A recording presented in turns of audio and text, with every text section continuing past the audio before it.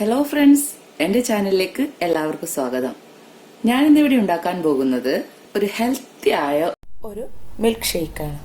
നമ്മുടെ കുട്ടികൾക്കൊക്കെ വളരെ ഇഷ്ടപ്പെടുന്ന ഒരു കോക്ടെയിൽ ജ്യൂസ്. നമ്മുടെ കുട്ടികളുടെ ആരോഗ്യമാണ് നമുക്ക് പ്രധാനം.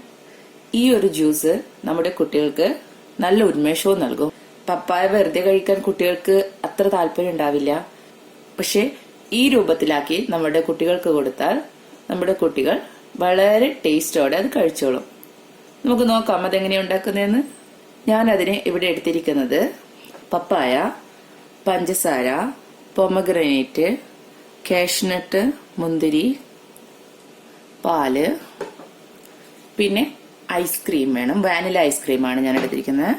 അതുപോലെ വാനില എസൻസ്. പിന്നെ ഇത് ഞാൻ പാല് ഫ്രീസറിൽ വെച്ച് കട്ടയാക്കി എടുത്തതാണ്. ഇത്രയും സാധനങ്ങളാണ് നമുക്ക് പപ്പായ കോക്ടെയിൽ ആക്കാൻ വേണ്ടത്. ഒരു ജ്യൂസർ എടുത്തിട്ട് നമുക്ക് നമ്മുടെ ഈ പപ്പായ ഇതിലേക്ക് കഷ്ണങ്ങളാക്കി ഇട്ട് കൊടുക്കാം.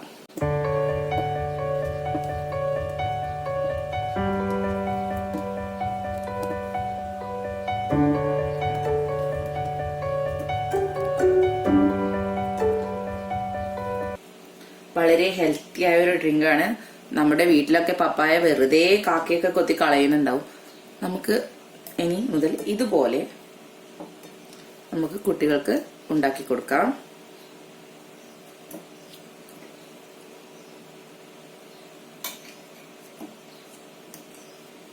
ഇനി ഇതിലേക്ക് പഞ്ചസാര, മധുരം നിങ്ങളുടെ ആവശ്യത്തിനനുസരിച്ച് ആഡ് ചെയ്താൽ മതി. കുട്ടികൾക്കാവുമ്പോൾ കുറച്ചധികം മധുരം വേണ്ടവരും. ഇതൊന്ന് നമുക്ക് അരച്ചെടുക്കാം. ഇനി നമുക്ക് ഇതിലേക്ക് നമ്മുടെ പാല് കട്ടയാക്കി വെച്ചത് ഇട്ട് കൊടുക്കാം. നാട്ടിലൊക്കെ ആവുമ്പോൾ പാക്കറ്റ് പാല് നമുക്ക് വാങ്ങാൻ കിട്ടും. ഇവിടെ പാക്കറ്റ് പാല് കിട്ടാറില്ല. ഇതുപോലെ കുപ്പിയിൽ വരുന്ന പാലാണ്. ഇനി നമുക്ക് കുറച്ച് ഐസ്ക്രീം കൂടെ ഇതിലേക്ക് ഇട്ട് കൊടുക്കാം.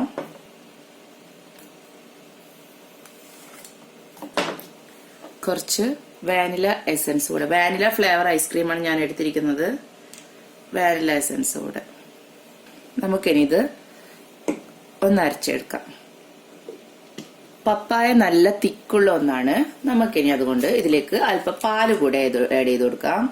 1/2 ഗ്ലാസ് പാല് കൂടെ ഞാൻ ആഡ് ചെയ്ത് കൊടുക്കുന്നുണ്ട്.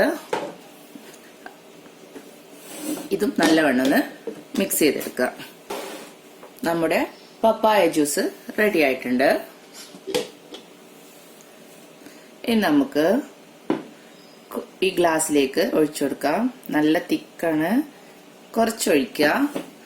കുറച്ച് ഡ്രൈ ഫ്രൂട്ട്സ് ആഡ് ചെയ്യുക. പൊമഗ്രനേറ്റ്. ഇടക്ക് ഈ ജ്യൂസ് കുടിക്കുമ്പോൾ ഇതൊക്കെ കടിക്കുന്നത് നല്ല ടേസ്റ്റ് ആയിരിക്കും.